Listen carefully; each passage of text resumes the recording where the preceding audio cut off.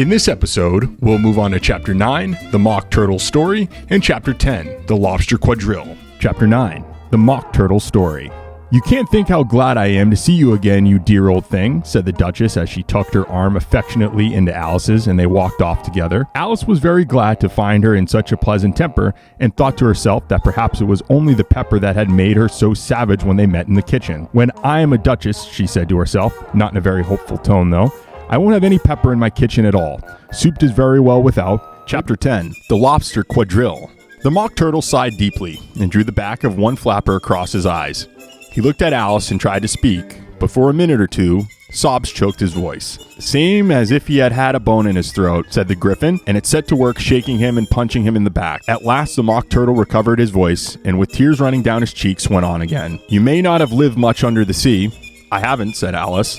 "And perhaps you were never even introduced to a lobster." So today on Delicious and Nutritious, we're traveling over to Korea today. We're hopping on the bullet train and we're pulling into Fermentation Station and we're picking up the star of the show today, kimchi, one of my absolute favorite ingredients. And with it, we're gonna make a recipe that hits all of the core tenets of this show. Super easy to make, simple, it has good nutritional value, and it tastes absolutely delicious. So if you're ready, let's get right into it.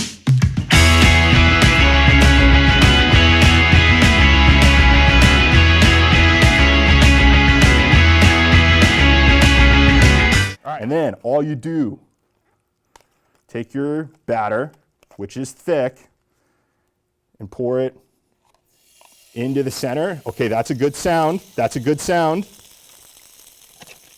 Hopefully you can hear that. That's a good sound. And then go in there and just flatten this out into a pancake shape. Then pan, lid, not the pan, the lid. Slide.